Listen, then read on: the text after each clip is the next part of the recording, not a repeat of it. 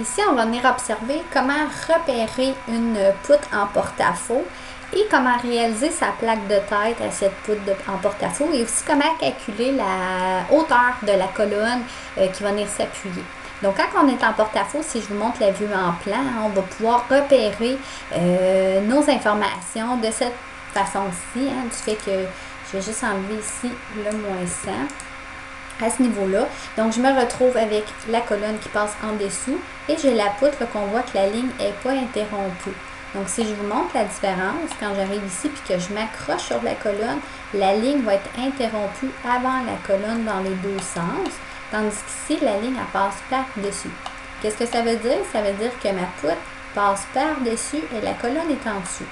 Donc ici, qu'est-ce qu'on doit réaliser? C'est un assemblage avec une plaque ici de tête qui va venir tenir la poutre qui va se soutenir sur la colonne. Donc, je dois faire une plaque de tête un petit peu différente de ce qu'on a vu dans le passé. Et aussi, il y a des valeurs à respecter là, pour pouvoir venir calculer cette plaque de tête-là. Qu'est-ce que ça va nous apporter aussi? C'est que les calculs mathématiques vont être un petit peu différents pour réaliser la longueur ici coupée de cette poutre-là, de cette colonne-là, à cause que normalement, la colonne arriverait ici au niveau supérieur, tandis que là, elle arrive en dessous. Donc, je dois enlever une épaisseur ici de la poutre et en plus, je dois enlever l'épaisseur de la plaque de tête avec un standard qui est un petit peu différent. Notre plaque de tête, normalement, elle a 6 mm d'épais, mais là, dû au fait que la poutre vient se soutenir sur la colonne et que la plaque de tête ne sert pas juste à empêcher les débris de rentrer à l'intérieur, je dois venir grossir l'épaisseur de la plaque de tête pour s'assurer qu'elle soit assez forte. Donc, je me retrouve avec une plaque de tête de 13 mm au lieu de 6. Donc, c'est des calculs un petit peu différents que nous devons faire. Donc, pour repérer mon porte-à-faux, je me retrouve avec une poutre qui passe par-dessus. Les deux petites lignes ici interrompues veulent dire qu'il va y avoir un autre poutre qui va venir s'accrocher au bout. Donc, je vais me retrouver avec deux poutres côte à côte avec une platine qui va venir attacher les deux. Donc, moi, je vais vous expliquer ce niveau-là, côté calcul, le niveau plus simple. Et dans une autre vidéo, dans le futur, je viendrai vous présenter là, comment assembler les deux ensemble. Donc, ici, je vais partir avec un dessin avec moins d'informations dessus, question de vous rappeler les notions importantes. Donc ici, on les a déjà vues dans l'autre vidéo avant, là, de la colonne normale. J'ai un 25, j'ai un 19. Donc, je viendrai dessiner mes plaques d'ancrage selon vos standards que vous avez. Par la suite, qu'est-ce que je fais? C'est que je trace ma colonne qui va venir direct ici en dessous. Donc, j'arrête en dessous de ma poutre. Et par la suite, qu'est-ce que je dois venir faire? Je dois venir dessiner ma plaque de tête. Donc, la plaque de tête ici, je viens de vous dire, la dimension qui est de 13 mm.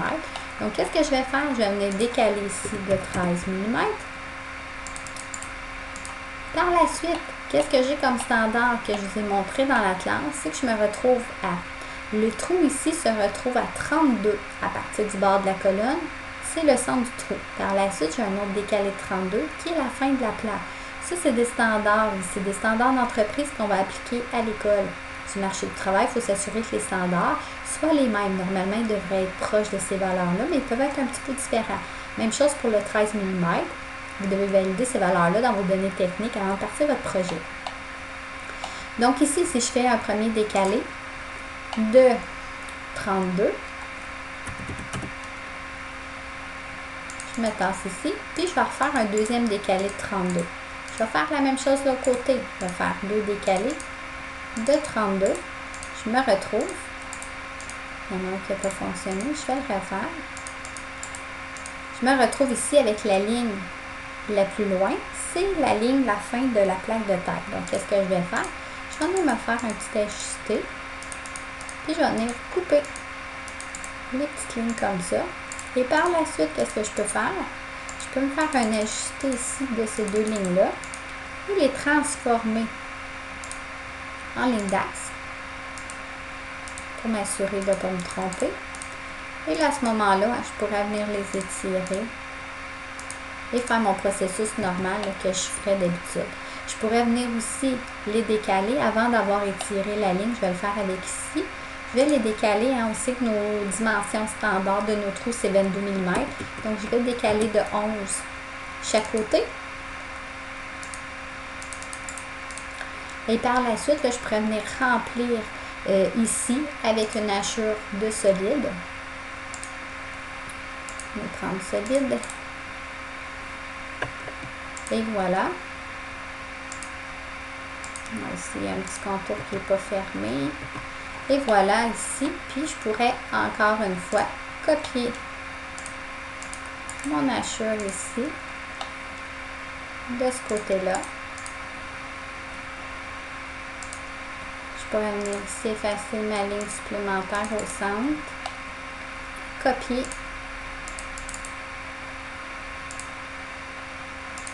Ma ligne de centre. Et enlever la ligne de surplus. Et ma plaque de tête est presque terminée. Il me reste tout simplement à venir ajuster ici ma colonne et ma plaque de tête est dessinée. Donc, à partir de maintenant, qu'est-ce que je peux faire? C'est venir me chercher une longueur de ma colonne. Ma colonne aurait 3579. Donc, ce serait la longueur coupée de mon plan d'atelier. Donc, ici, il ne faut pas oublier, hein, je l'avais déjà fait, mais j'ai enlevé 1,19 et j'ai enlevé ici, je vais repartir par en bas, j'ai enlevé ici 1,25 pour pouvoir calculer cette valeur-là. Donc, c'est les éléments que vous devez tenir compte quand vous faites une colonne qui est en porte-à-faux. Ici aussi, la même chose, hein, venez valider votre dimension de votre poutre. J'ai pris un standard, moi, qui est autre, qui est 358, qui est une W350. Dans mon exemple ici, c'est une W350 que j'ai de dessiner. Mais si vous avez une 250, cette hauteur-là est différente. Je dois aller chercher dans l'Inbook of Style pour trouver cette réponse.